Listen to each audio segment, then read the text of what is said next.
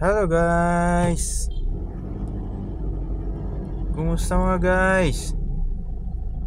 Share ko lang yung mga experience ko dito nung araw sa Hemade Street. Kailangan guys, mag-ingat kayo dito magpatakbo. Kayong masyadong Gilmore Avenue. I'm sorry guys. Gilmore Avenue pala guys. Dito po, ang dami ditong puno ng mangga guys. Dito sa New Manila, Quezon City. Pag dito kayo napadaan guys, talagang kailangan dahan-dahan lang kayo guys, tsaka street smart kayo dito.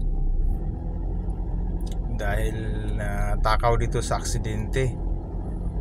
Lalo na biglang yung iba bigla na lang lumulusot diyan sa mga street.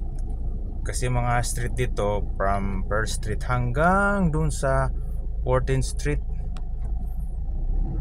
So na-experience ko nang madisgrasya dito nung araw guys. Sometime in 2013 yan, ganun. Kaya kailangan kong kayo guys, pag kayo'y nakadaan dito, alisto lang yung mga mata nyo guys. Kasi pabigla-bigla lang dito eh. Very laging accident prone tong area na to.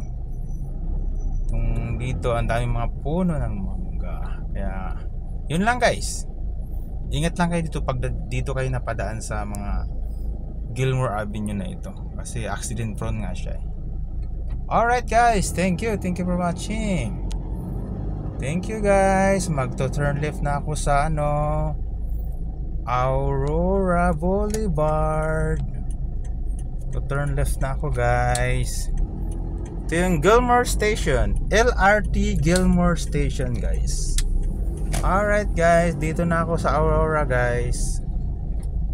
Aurora Boulevard na ako guys.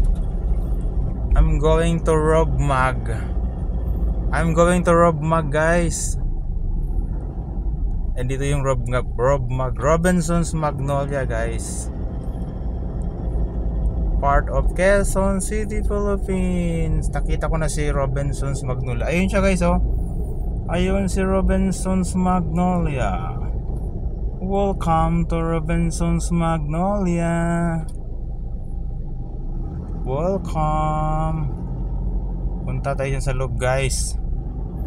Dito ang Ramon magsalse. Okay, full stop na. Ayan guys, sa kabila pala yung Hemade. Nalilito na ako dito sa street guys ah.